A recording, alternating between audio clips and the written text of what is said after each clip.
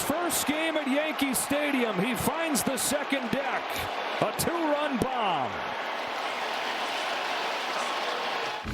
Little swag to him, too. Red Sox win the opener 6-3 last night. We've got the finale for you Sunday night, 7 Eastern on ESPN, ESPN Deportes, and ESPN Radio. Coverage starts at 5:30 Eastern with baseball tonight, Sunday night countdown. All kinds of fun. I mean, there's so much going on. We are jam-packed this morning on a Football Friday. Fortenbaugh is here floating around.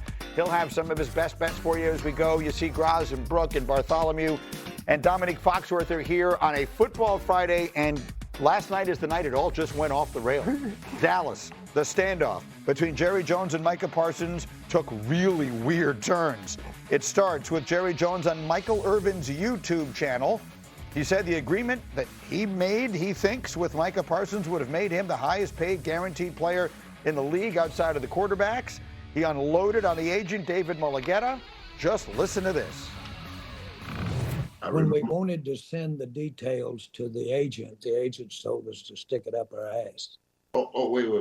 Wait, now, see, I was just so you're clear. Wait. What do you mean? So wait, what do you mean? Because people are going to ask. Mike and I talked. Mike and I talked, and then we were going to send it over to the agent. And we had our agreements on term, amount, guarantees, everything. We were going to send it over to the agent. And the agent said, don't bother because we've got all that to negotiate. Well, I'd already negotiated. I'd already moved off my mark on several areas. And so the issue, very frankly, is we've had the negotiation in my mind. And the agent's trying to get his nose in it right now and try to come in there and improve off the mark that we'd already set. It's the mama-daddy deal. You go into mama, and she won't do it. And she's the boss, so she won't do it. So you run into daddy, daddy says do it, and then you go back in and say, mama, daddy said it was all right. See, I mean, I didn't oversell this one. It's nuts. And so there's what are you pointing at? What is the? Right. Who's on first? Who's on second? Yeah. Who's the mama? Who's the daddy? Who's He's the child. Jerry is the child. He is going to mom. He's not getting the answer he wants, so he goes to dad. Dad says yes. And you don't play your parents against each other. Maybe that's just firstborn guilt, or you know that you're going to get in trouble at the end of the day. Yeah. But your parents are a unit. The agent and the player are a unit. You don't get the answer from one if you don't get it from the other one. But I think Jerry doesn't think he's the child in this scenario. Well, I think that is the problem. He thinks the agent is the child. Yeah. Whatever. Jerry thinks he made a deal with Micah. He negotiated with Micah. Micah engaged, obviously, Jerry is saying at least, in discussing numbers, which caused Jerry to then move from where he began to where he wound up.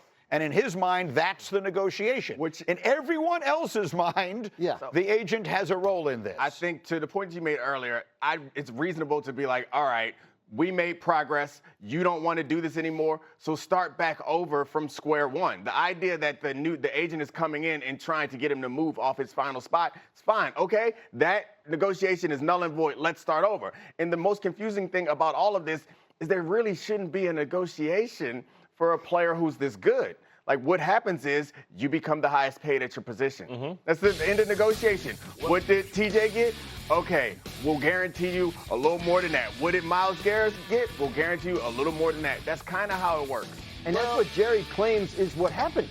But the problem is the agent wasn't there. He's doing it with Micah, right? It's what he claims will happen in March, prior to these new deals being signed. Right. If you felt that way then, Micah should have signed then. Right. You tried to get an understanding with someone and then wait until after the context changed and say, remember that understanding from months ago? That still stands. No, I think Jerry would have signed the deal in March. If Micah had but he says Micah went to the agent said, hold up, which makes sense. I mean, that's what his job is. That's what an agent does. Contracts are like 20, 30 pages long. Like, you have to do it with the agent. Jerry knows this. He's just trying to be like I'm in charge and you're going to do it my way. And even the guys that represent themselves take the paperwork to the lawyer. So at some point, he said, how dare the agent decide to negotiate? So that's his job. He didn't like what he heard. So he didn't like what he heard back from the agent. So if they, like, let's say hypothetically, the agent goes to Jerry and says, yeah, well, this is a starting point. We'll work off of that. Jerry's saying it's not a starting point. The starting point was the beginning of my conversation with Micah. We're now at the end of it, so I don't feel like I have to keep coming up. And that's where that seems to be where the hang-up is. So look, it is possible. The only thing we know from David Mulligata, he spoke to Ryan Clark, who is also a client of his, and said that he never used that specific language. Stick it up here, you know what? If I did, so what? But it doesn't matter. Anyway, that's what he said. The point is, now so we know he said that. What I'm entering now into an area of is speculation, which is that Micah Parsons may have, in his mind, negotiated or had a conversation about numbers that made sense in March. Right. And the agent may have been saying, hold on a minute. Over the course of this summer, I see all these deals coming down the line. This deal isn't going to look so good when we get to September. And Jerry said, no, we already made a deal. That's speculation, but it would make sense to me that the agent would have had that conversation. So now, here's what I want to get to. By the way, Micah Parsons has responded in the way people reply to things in 2025. He scrubbed his social media. First, he posted this. That's just a peace sign. He throws up the deuces, a biblical verse from the book of Micah. I didn't know he was an apostle. Just remarkable. He's not an apostle. And then I want you to see his Twitter handle now. He is now Micah Parsons of Penn State 2021 and TBD. He has not just taken the Cowboys off his social media. He actually put on there, I don't know what team I'm playing for, but it ain't this one anymore, right? That's about as strongly as you can do that. That's a response. It's almost as strongly as you can do it, but 3 weeks ago, he put out a statement and said, I don't want to be here anymore. Oh, that's right. That's even stronger. That's even stronger. Never tied. It feels like it went backwards. Social media You're supposed to be vague on social media and then make the trade request. So here's what I want to try and do. Because, look, we can all sit here and say this is crazy, and we all know it is. We can all say we think that Jerry has it 80% wrong and Micah may have gotten 10% of it wrong. I don't know. At the end of the day, it doesn't matter. I know that didn't add up to 100. The point is, what happens now is what I want to get to. There is a football season starting. They play the first game on a Thursday night, 2 weeks from yesterday, at the defending Super Bowl champions. They're going to play this game without their best player, right?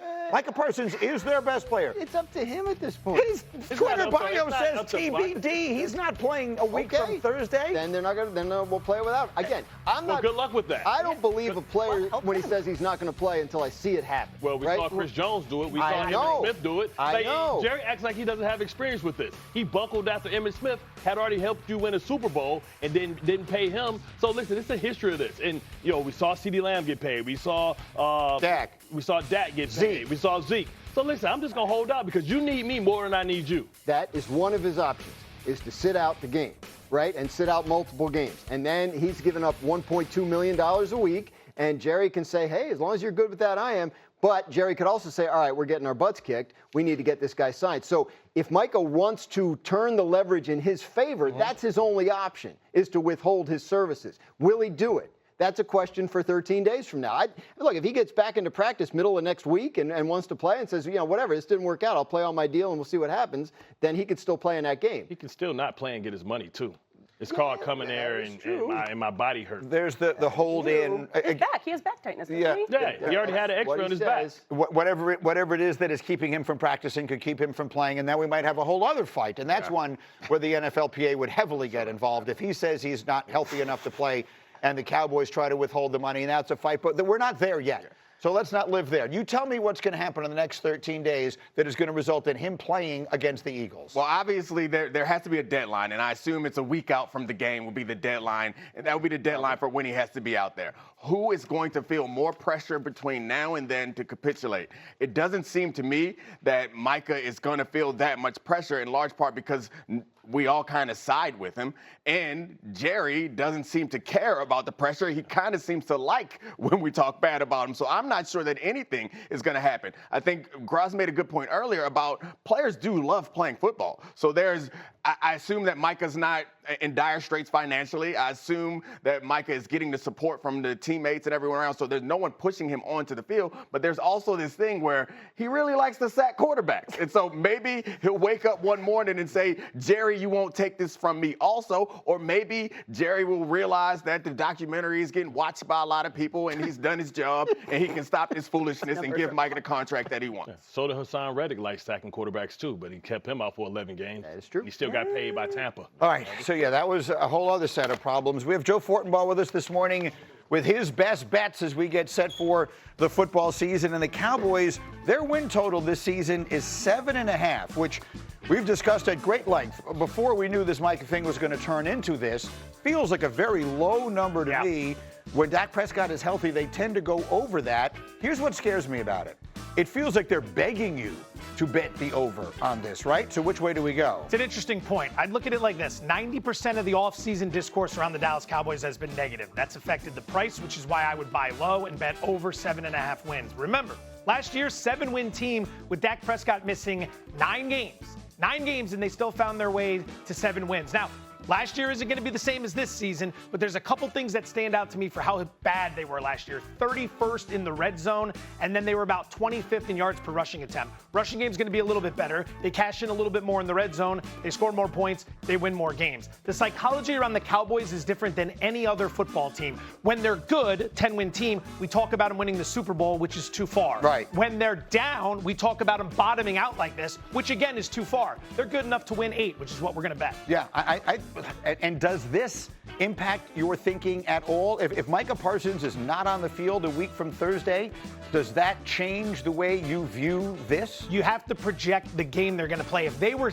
rolling into a matchup with the Jets or someone at the bottom, sorry, Jets fans, but Bart's here, so I figured I'd take a shot. That would have an effect because you think they're going to win that game. I don't see him beating Philadelphia, so if he's not out there and they don't beat Philadelphia, that's already counted as one of the losses. So that you had baked into the cake a loss week 1, and so it doesn't make a difference one way or the other. All right, Joe says over on 7.5 wins. We'll see what winds up happening with Micah. So the vibes there are awful. The vibes within their division on the Giants are suddenly really good. Jackson Dart was terrific again last night. What does it mean? What should it mean? We'll show it to you and we'll explain it.